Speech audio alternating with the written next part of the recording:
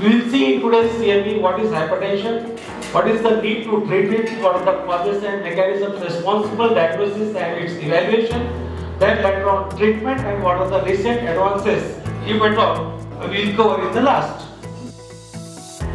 Hello friends, topic discussing today is the art and science of hypertension. This is my okay. Dear friends, hypertension, 5 striking realities as on today. Number 1, we have 1 in 4 as a hypertension in our population, and half of the people they don't know they have it. This is the thing, and it causes over 10 million deaths globally. 10 million deaths, and 70% of heart attacks. 80% of strokes, they are directly linked with high blood pressure. And the second thing is only 1 in 5 diagnosed patients have their BP truly under control. Means only 25% of the patients they have truly the blood pressure under control. And most of the patients don't feel any symptoms until severe irreversible damage occurs. We all know this.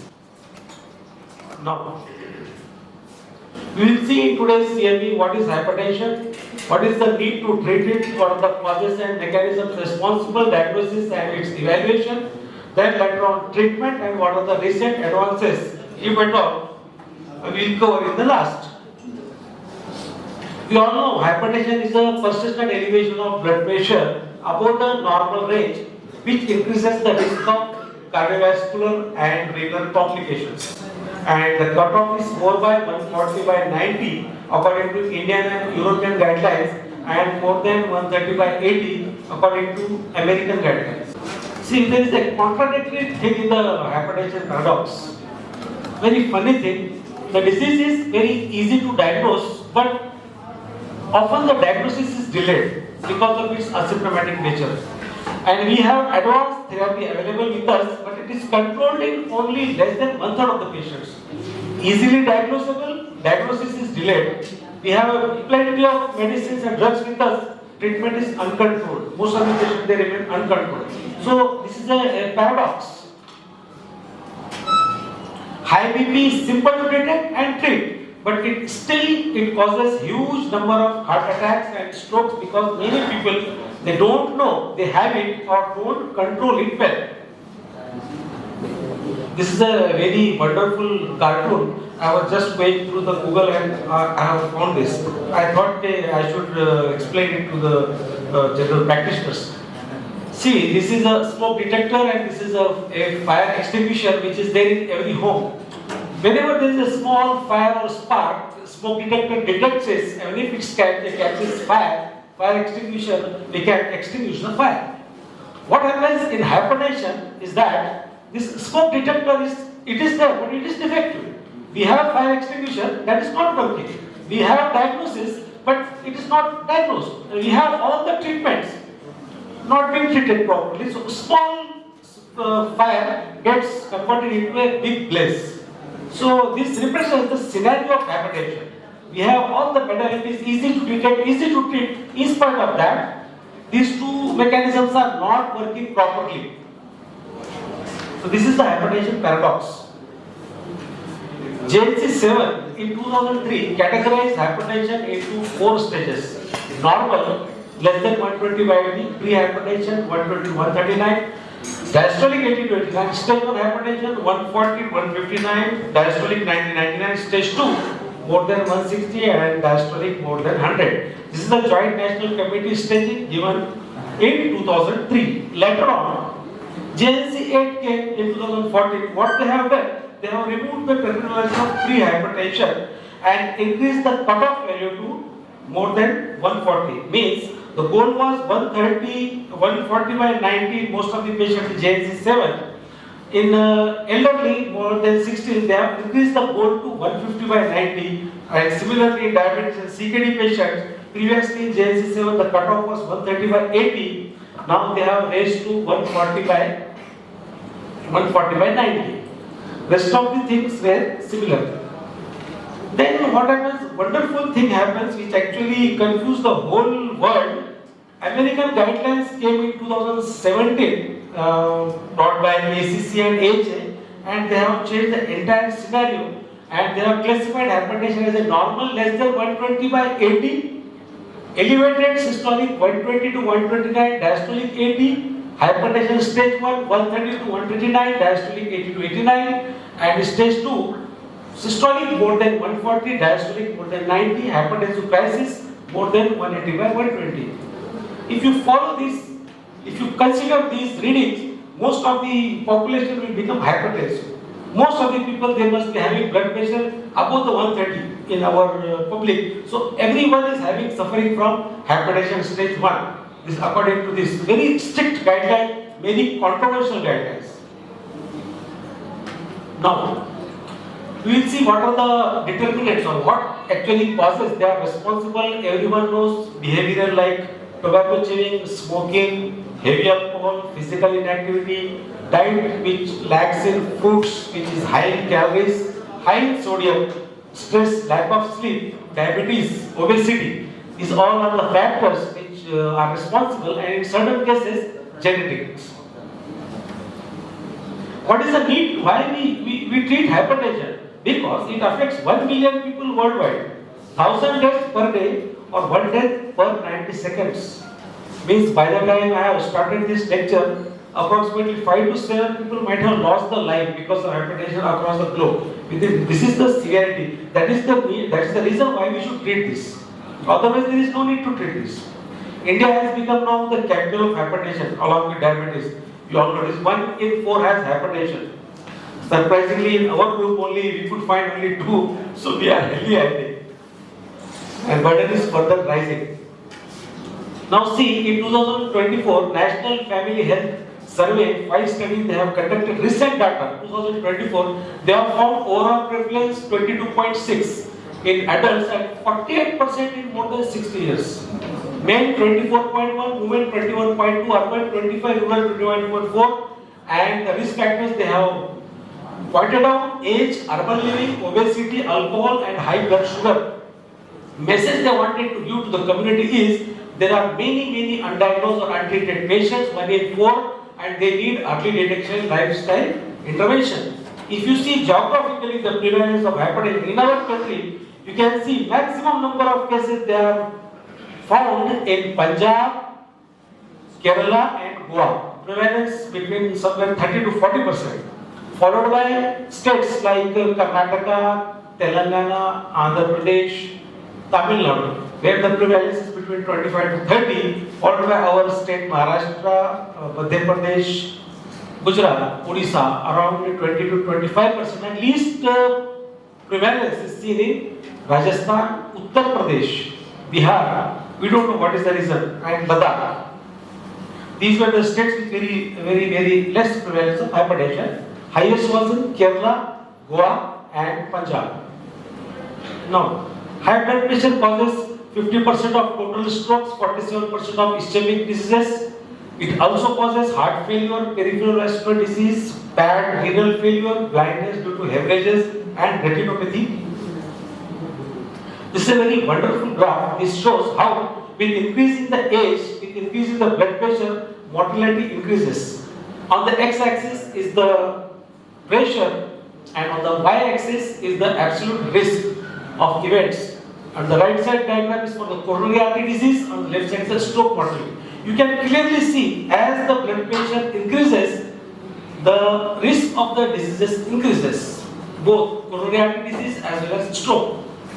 But one thing you should note here, the risk which is there at the particular blood pressure at a particular age group is more in certain age groups. As you go higher in the age group, for the same value, the risk is more. Suppose blood pressure is 180 in the age group of 40 to 49, the risk is around 8%. In the same blood pressure at the age of 80 to 89 is producing the rate of 256% risk.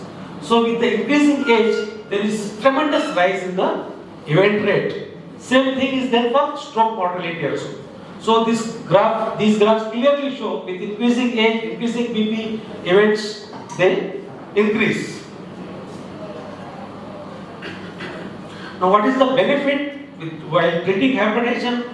So you can see here on the y-axis number of events prevented by treating 1000 patients for 5 years. On the x-axis is the age. You can see all cause all cardiovascular events were drastically reduced with treatment. In the early age, treatment benefit is less, and with the increasing age, the benefit is more. You can see number of events prevented at the age of 40 after treatment for 5 years is only 4%, 4 events, 4 to 5, whereas at the age of 80 to 90, it is very high, around 64, 75. So, prevention of the events is better as you go higher in the age group. So, my dear friends, with impact of 5 millimeters reduction in blood pressure, you get a reduction in 14% of stroke, 9% of coronary artery disease, and 7% of all-cause mortality. So, by controlling your hypertension, we can reduce deaths due to stroke and MI. Now, what are the causes and mechanisms? We will just brief. In primary hypertension, which is there in 90 to 95% of the patients, single reversible cause cannot be identified. My dear friends, it is also known as essential hypertension. Primary hypertension, which is there in the society, 90 to 95% they belong to this category, and secondary hypertension is there only in 5 to 10% of the patients, and it may be curable. Primary hypertension again can be divided into systolic hypertension of the young, diastolic hypertension in middle age, and isolated systolic hypertension in the elderly. This systolic hypertension of young, it is seen typically between 17 to 25, and probably it is due to overactive sympathetic nervous system. So this is the mechanism in the systolic hypertension of young, and in diastolic hypertension in middle age, typically it is seen in 30 to 50 years of age. Excuse me. Elevated systemic vascular resistance is responsible, and reduced ability along with it to excrete the sodium by the kidneys. So these two mechanisms are responsible for diastolic hypertension in the middle age between 30 to 50. Elevated systemic vascular resistance and reduced ability to excrete the sodium by the kidneys. Now coming to the third category, that is isolated systolic hypertension in elderly, which is seen after the age of 55, most common form, and it is due to age-dependent stiffening of the vessels. You can see with increasing age, systolic blood pressure in both men and women it go on increasing, whereas after a particular age, there is decline in the diastolic blood pressure. So this systolic diastolic pressure gap widens. This is called pulse pressure, which is more in the elderly. That's why in elderly patients you see systolic pressure more and diastolic pressure at a very lower level. This is called isolated systolic hypertension in the elderly. Now, what are the mechanisms responsible? There are mainly three mechanisms: neural, vascular, hormonal. Neural, simply it is a sympathetic overactivity. There is deactivation of inhibitory neural inputs from the baroreceptors, and there is activation of excitatory inputs from carotid body and renal efferents. Vascular mechanism is endothelial cell dysfunctioning is there, and there is a overactive renin, angiotensin, aldosterone system. Here in this diagram you can see overactive sympathetic nervous system, dotted lines. They represent the deactivated inhibitory influences over the ganglion, which provides supply to the vessels, adrenal cortex, kidney and heart, whereas from the baroreceptors and chemoreceptors, these inhibitory neural influences, they are deactivated. The solid arrows, they represent exacerbation or activation of excitatory neural inputs, which influence the sympathetic ganglion to control the blood vessels and to act on the kidney and heart vessels. Overall, there is overactive sympathetic system responsible. So what happens in vascular endothelial dysfunction is that there are certain chemicals which are released by platelets and RBCs and vascular endothelium. These chemicals, they act on the receptors which are present on the endothelial surface, and these receptors, they secrete certain kind of, some kind of chemicals. Some are vasoconstrictor and some are vasodilator. So what happens in hypertension, there is endothelial dysfunction. There is imbalance between the secretion of constricting substances and the relaxing substances. The result is more vasoconstriction. So this is the mechanism, vascular endothelial cell dysfunction, second mechanism, and third one is overactive firing renin angiotensin system. What happens is there is excessive secretion of prorenin, inactive prorenin that gets converted to renin. Renin converts angiotensinogen A1 to A2, then angiotensin A2 with the help of AC enzyme, of course. Then angiotensin 2 acts on the angiotensin 1 receptors which are present in the vascular endothelium and they cause inflammation. They are present in the smooth muscles, then they cause fibrosis, they act on the cardiac myocytes because they do hypertrophy, they act on the central nervous system to cause sympathetic activation. And this angiotensin 1 receptor activation in adrenal cortex causes excessive activation of release of aldosterone, which causes sodium retention, increasing in the blood volume and increasing in the blood pressure. Similarly, kidney receptors 81 of activation, they directly cause sodium retention. So these three mechanisms are responsible for the development of essential hypertension. How will you diagnose and evaluate a case of hypertension now? My dear friends, minimum laboratory tests which are required for the initial evaluation, they include blood electrolytes, fasting blood glucose concentration, serum creatinine level with calculated GFR, serum uric acid. You should see fasting lipid panel, hematocrit, thyroid function test, spot analysis, and resting 12 ECG. And if patient is affordable, go for 2D echo. It's optional. In evaluation, you should have three goals. Number one, accurate measurement of blood pressure. Often that is wrong. Assessment of patient's cardiovascular risk. You have to assess that, and you have to go for the detection of secondary forms of hypertension. So these three should be the goals whenever you see the patient of hypertension. Now, how will you measure blood pressure? There are three types. In the three manners, blood pressure can be measured: office BP measurement, that is we all do in our clinic, and self-monitoring at home, and third one is ambulatory blood pressure monitoring. So we will see one by one. Ideally, in office, in clinic, when you see the blood pressure, you should take the two readings, which should be 5 minutes apart. Patient should be sitting in the chair with foot resting on the floor, back supported with empty bladder, and you should confirm the elevated reading in the opposite arm. So I don't think many of us must be following this total, few must be. And you should always try to see blood pressure in sitting only, not in the lying down. In lying down, you may get falsely low blood pressure. Then in self-measurement, it provides information on response to therapy. It may help improve adherence to therapy and evaluate white coat hypertension. What is white coat hypertension? We are going to see soon. Ambulatory blood pressure monitoring, it is a very sensitive indicator. It is indicated for evaluation of white coat hypertension, for the evaluation of masked hypertension, and it can be used to confirm when the self measurements they do not match with the in-office measurement. The office reading is different, doctor's reading is different, home reading is different. You have to confirm with ambulatory blood pressure monitoring. So in self-measurement of blood pressure, it is the checking of your own blood pressure at home using a validated BP monitor device that has passed the independent scientific criteria. They are mostly electronic. It improves awareness and adherence. And instruction of proper use and technique should be provided to the patient and should have arm cuff, and doctors should check it in the office regularly. Now coming to ambulatory blood pressure monitoring, which is very important, it measures the blood pressure automatically over a period of 24 hours during normal daily activities and during sleep also, with the help of a small portable monitor which is on the arm that records blood pressure automatically over 24 hours. While during eating, sleeping, waking, it goes on taking the readings. And what are the uses? In the diagnosis of IBPM, it can detect white coat hypertension. What is white coat hypertension? It is the elevated cabin blood pressure, but outside blood pressure is normal.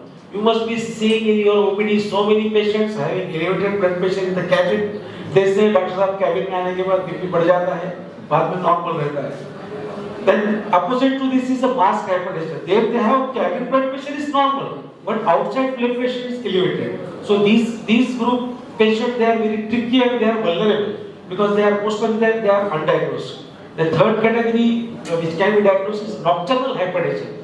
Certain people they have elevation of the blood pressure in the night, They are non-dippers, their blood pressure don't fall in the night, their BP is elevated in the night. So all these three categories can be easily diagnosed with the help of ambulatory blood pressure monitoring.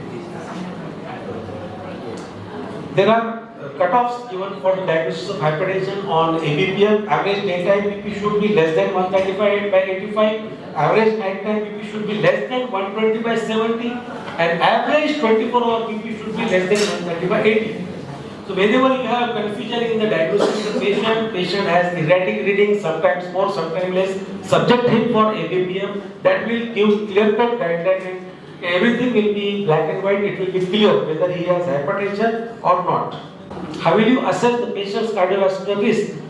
You should see whether there are risk factors like cardiac risk factors, coronary artery disease is there or not, carotid artery disease, presence or absence of PAD, abdominal aortic aneurysm, signs of heart failure. If he is a high risk for CAD, 10-year Framingham risk score of more than 10. And you should also see for subclinical target organs. They will present like left ventricular hypertrophy, which can be detected on ECG, 2D echo, X-ray chest, carotid or thickening or plaque, color Doppler you can detect, low EGFR, and microalbuminuria, ankle rectal BP index of less than 0.8. All these point out towards the subclinical target organ damage going on. So patient is going to do something grave in the future. See this in the diagram, very nicely shown left ventricular hypertrophy because of hypertension.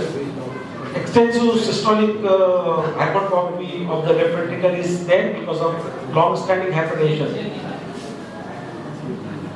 What are the clues? The patient has established target organ damage. He will have ischemic stroke, cerebral hemorrhage, transient ischemic attack, MI, angina, history of pulmonary respiration, heart failure, nephropathy, renal impairment, PAD, advanced hypertension, all point to target organ damage. Now coming to the secondary form of hypertension, which is there in only 5 to 10%. So most commonly is renal disease in secondary form of hypertension. Among that, renal artery stenosis is very common. Then followed by acute and chronic glomerulonephritis, certain nephropathies, certain endocrine diseases like pheochromocytoma, Cushing syndrome, Horn syndrome, primary endostenolism, acromegaly, hypohyperthyroidism. They are all endocrine disorders which are responsible for secondary cause of hypertension, compression of aorta, and certain iatrogenic or induced by due to some reasons like hormonal pills, sometimes OCPs, sometimes steroids, sometimes anti-cold medicines, sometimes NSAIDs, all can elevate blood pressure. So you should know all these factors. Now coming to before 30 or after 50, before 30 or after 50 patient will have hypertension, it will be abrupt onset hypertension, severe or resistant hypertension. Like 220, 120 in young fellow of 30-year-old, you should suspect. Symptoms of atherosclerotic disease elsewhere, negative family history of hypertension, smoking history, worsening renal function, and recurrent flash pulmonary edema. Patient landing up into recurrent pulmonary edema. Examination will show abdominal brewing and advanced fundal changes on the retinoscopy, fundoscopy.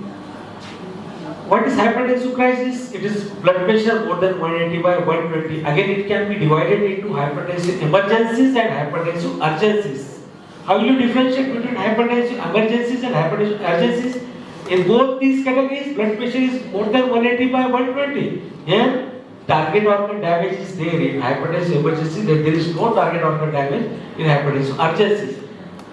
This emergency is an indication for hospitalization. Patient should be hospitalized. Whereas urgency, it is if there is no target organ patient, there is no need to hospitalize. Patient can be managed on OPD basis. Hypertensive emergency can be malignant hypertension. It can be accelerated hypertension. What is malignant hypertension? It is BP when it is more than 180, 120 with papillary edema on the fundoscopy. It will be malignant hypertension. If there is a recent significant increase in the baseline blood pressure, it will be accelerated hypertension. So you should be familiar with all these. Then comes the resistant hypertension. When you declare a patient has resistant hypertension, where his blood pressure is more than 140 by 90 despite 3 agents, one of which is a diuretic. This is the textbook definition of resistant hypertension. What is refractory hypertension? When after more than 3 consecutive visits to a single doctor in last 6 months, if the BP is more than 140 by 90, That will be called refractory hypertension. What is pseudo hypertension? It is a false BP elevation due to some technical problem, due to arterial stiffness or some diseases where intra-arterial blood pressure is within normal limit. Coming to the treatment, most important part, our goal is to get to the goal. So our goal should be to bring down the blood pressure to less than 140/90 in normal people. In diabetic and renal disorder patients, bring down the blood pressure below 130/80. Dear friends, measurements and goals should be provided to the patient verbally and in writing at each office visit. So your treatment should include lifestyle modification, pharmacological treatment, in that when to start the treatment, what to start, initial therapy, how it should be, and in combination therapy, what you are going to start with. What you will do when patient is still not achieving the goal and follow up with monitoring. We are going to discuss all these 4 important points in the treatment part. You all know lifestyle modification begins with weight loss, adopting healthy diet, dietary sodium. Just see the number of figures here. Weight reduction, simply 10 kg weight loss can bring down the blood pressure up to the tune of 20 millimeters of mercury. Adopting healthy diet dash, that is, we'll see again in next slide, it can bring down 8 to 14. Dietary sodium restriction 2 to 8. Physical activity 4 to 9. Moderation of alcohol, liquid. Without drugs, if you follow strict lifestyle modification, you are able to reduce up to the tune of around 30 millimeters of mercury, which is a very significant thing, and we often don't focus on this. What is DASH eating plan? It is a diet which is low in saturated fat, tail, ghee, cholesterol and total fat. It emphasizes consumption of more fruits, vegetables and low fat dairy products. It advocates reduction in the red meat. Meat, if it is a pink or whitish, it is good. If it is pure red, then it is very rich in cholesterol, should be avoided. Sweets, sugar-containing beverages, and it encourages diet rich in magnesium, potassium, calcium, protein, and fiber. And it advocates reduction in the consumption of sodium. Sodium recommendation is 1.5 to 3 grams per day. Salt, 5.5 grams salt per day. This is the recommendation, and we should adhere to it. Coming to proper pharmacological treatment, when the patient has blood pressure, when to start the treatment. This is a very nice algorithm which shows the decision when to start the treatment. If the blood pressure is less than 120/80, simply follow the patient every 6 monthly. If the blood pressure is 120 to 129, diastolic less than 80, advise the patient home blood pressure monitoring plus lifestyle.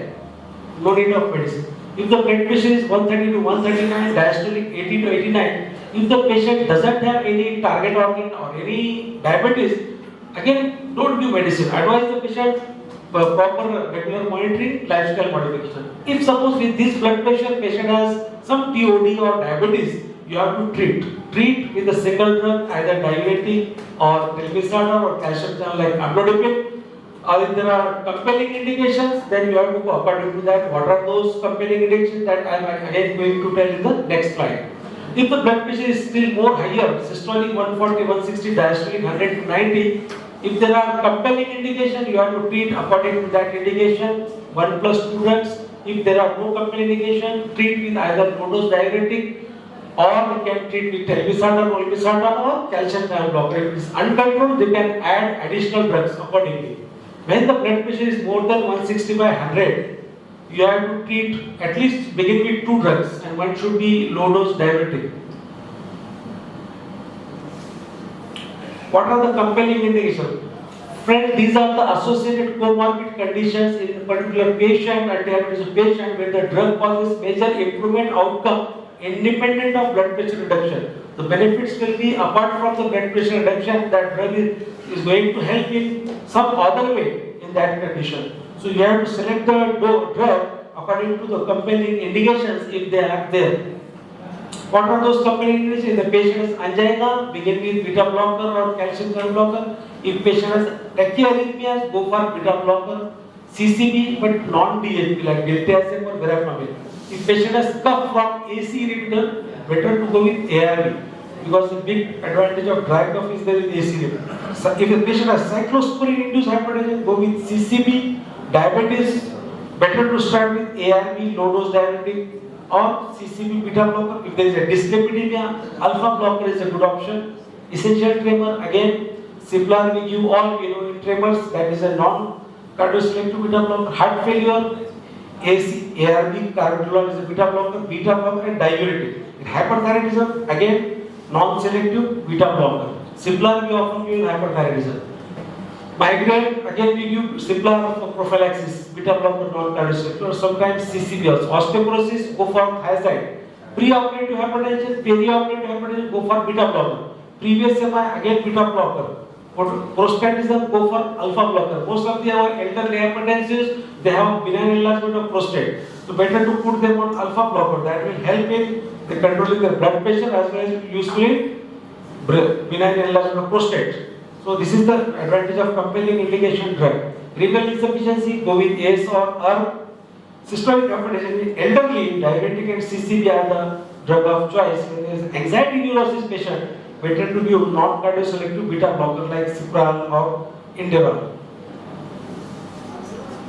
What you are going to start if the patient is confirmed to hypertension, first choice will be low dose thiazide diuretic. And if you want second choice, then the appropriate for the compelling indication you can select, like I said, if patient has prostatism, go with alpha blocker. If patient has beta blocker, if has coronary artery disease, tachyarrhythmia, heart failure, beta blocker. If there is a heart failure, coronary artery disease, proteinuria, ARB, ACE. If it is elderly, systolic hypertension, angina, peripheral vascular disease, CCB. And third choice would be the drug which was not controlled in the second group. We can add as a third choice. If the patient doesn't have any compelling indications, which is a common scenario in our day-to-day practice, what I personally follow, I start with either amlodipine, A for ARB telmisartan, or calcium channel blocker, or diuretic. Any three, depending upon the patient. Guidelines also recommend you can select any one out of this. If the blood pressure is uncontrolled, you can combine ARB, that is telmisartan, with either calcium channel blocker or diuretic. If it is again uncontrolled, you can combine all three, A plus C plus D. Telmisartan plus amlodipine plus chlorthalidone. If it is still uncontrolled, then you can add beta blocker. Beta blocker, they have given 4th place in the hypertension list. Earlier it was a drug of choice in 20 years back. Even if the blood pressure is uncontrolled with all these 4 drugs, you have the option of adding alpha blockers and MRA, mineral receptor antagonists. So this is how you should proceed, this proper protocol which I follow in my practice. Suppose if the patient is still not at goal, you have to see whether you are optimizing your dosage or not, or adding additional drugs until goal is achieved or not. What do you do when you are using several effective medications considered causes of resistant hypertension? Assure that your drug therapy is rational. There are certain tricks of the trade, like you should rule out pseudo-resistance, false hypertension because of white coat effect. You are adding drug after drug, but blood pressure is uncontrolled. Rule out whether there are any other causes apart from real organic hypertension, like pseudo-resistance because of white coat effect or poor BP measuring technique. Sometimes technique is wrong. Non-adherence to therapy, poor lifestyle, this is also a factor which falls on the patient side. You should look at that angle, from that angle also. Certain drug, if patient is, most of the patient, they take corticosteroids, the painkillers, anti-cold, so many things, Ayurvedic and all. The blood pressure, they cause elevation in blood pressure. So you have to ask for the drug history. Associated conditions, obstructive sleep apnea can cause hypertension. And secondary hypertension causes you should keep in mind when your patient is not responding, like renal artery stenosis or pheochromocytoma or endocrinal tumor, or if there is simply volume overload. Volume overloaded patient, they have always elevated blood pressure. So how you are going to improve your maintenance of therapy? You should be aware of the problems leading to non-compliance. One, articulate clearly the goal of therapy to the patient. Educate your patient about the disease and its treatment. Maintain contact with your patient. Keep therapy inexpensive, simple as far as possible. Don't try to give fancy drugs. Prescribe according to pharmacological principles. Stop unnecessary drugs and try different drugs if your drug is not working. Anticipate adverse side effects and tell in advance to the patient. These are the expected side effects and you are going to get them. and effective and tolerated drugs stepwise and provide feedback and validation of success. Sometimes encouraging the patient, just simply motivating the patient that you have achieved your target, it makes a big difference.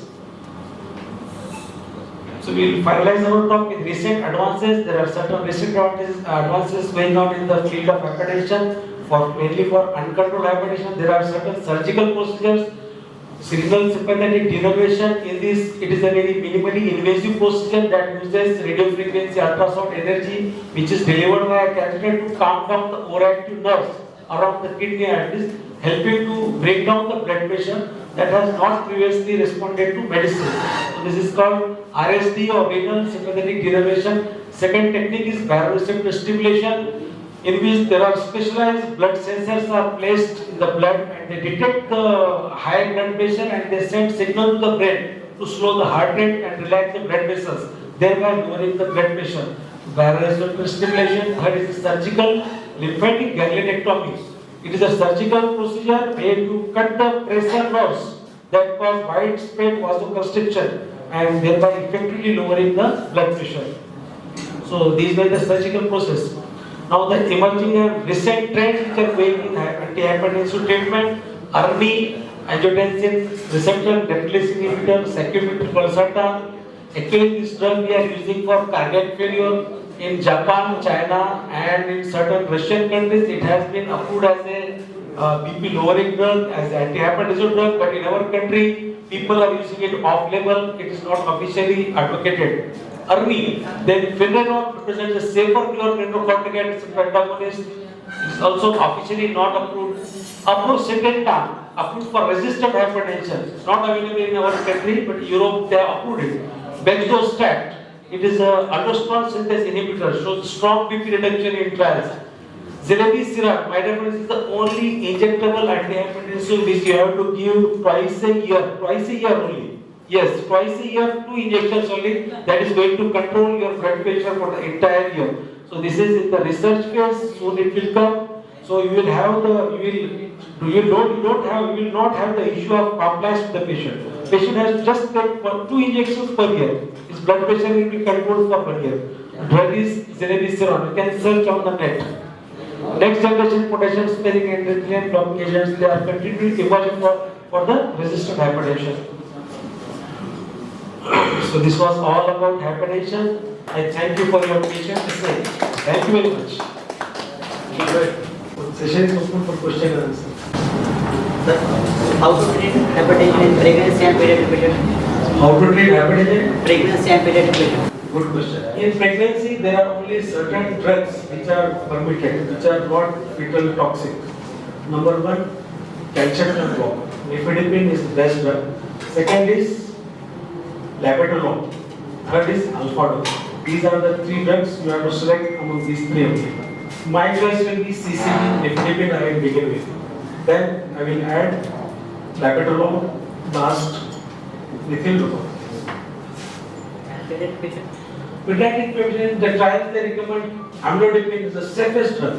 Amlodipine is the safest in pediatric hypertension. I think there are no questions.